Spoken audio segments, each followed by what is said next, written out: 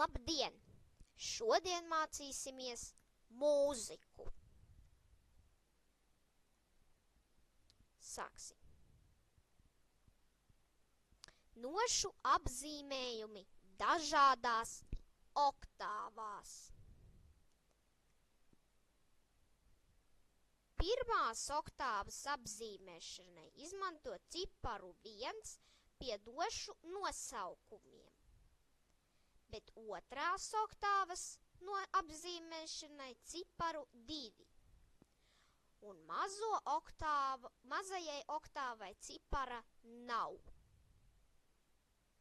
Paklausīsimies mazo oktāvu.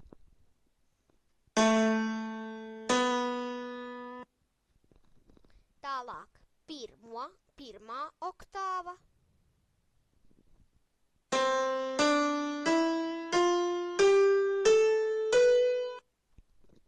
Un beigās otrā oktāva.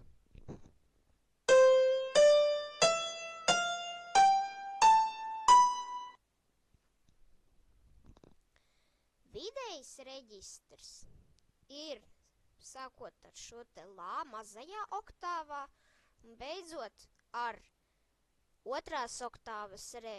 Un augsts reģistrs šajās notīs ir sākot ar otrās oktāvas mi un beidzot ar un si.